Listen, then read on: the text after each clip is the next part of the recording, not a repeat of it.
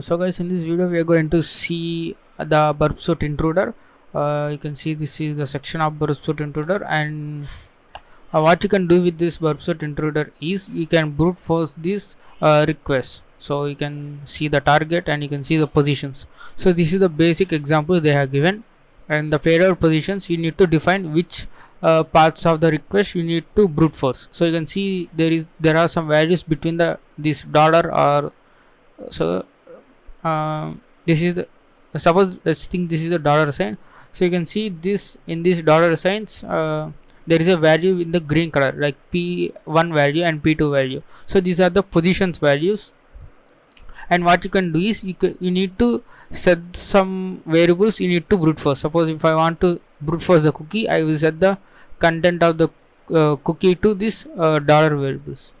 So in that where you can set these variables and you can perform the some of these attacks: sniper attack, battering ram, pitchfork, and cluster bomb. So these are different attacks available in Intruder.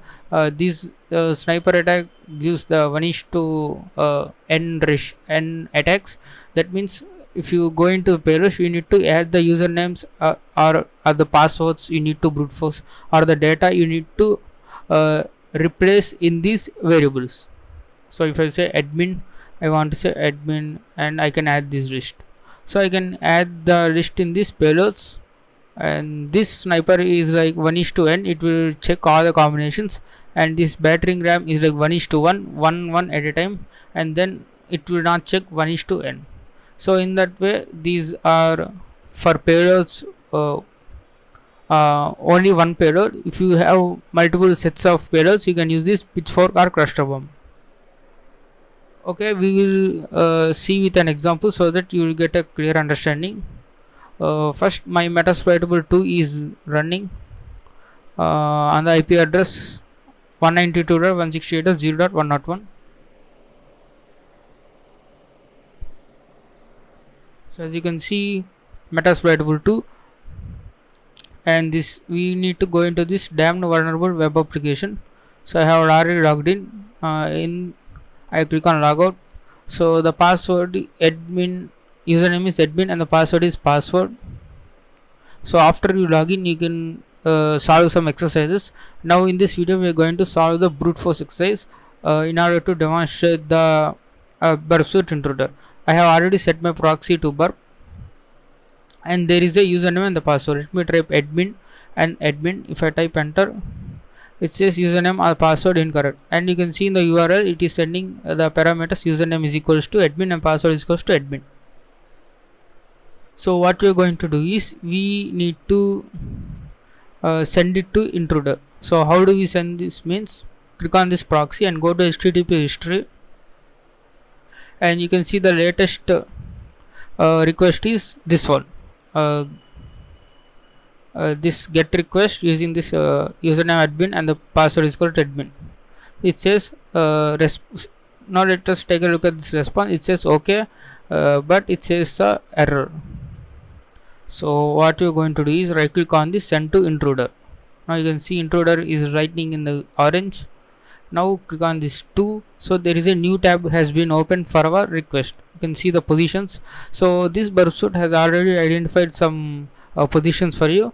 We need to clear this. So to clear all of these values positions, you can clear this one. And what I want to do is I want to brute force this admin. So instead of admin, I can try 10 values and or 100 values or whatever, and I want to click add, and now you can see the admin this placeholder has been placed. Now I want to do the same for the password field. So now whatever I give in this payload list, it will be checked with each and every combination of this payload 1 and the payload 2. So I mean 2 placeholders. So we are going to use this cluster bomb. It will try 1:n for payloads 1 and 2. So first I want to say payload 1 is like username admin Nikhil temp, etc. So if you want to import from the word list, you need to open the word list and copy all this using Ctrl+C and paste it in here, because in the community edition we cannot import directly at the file worldlist.txt, and you can only add in the pro version. So that's why you need to Ctrl+C and Ctrl+V here. So that these are all for the usernames, and let me click on this two indicates this one, and you can see password. So I know this password, that is the password, admin password. Let me I'm just adding the answer just to make sure that you will get the correct answer if the password succeeds. So let me add admin root tour, and now what you want to do is we need to click on the start attack. Okay, click on OK. Now as you can see some requests going on.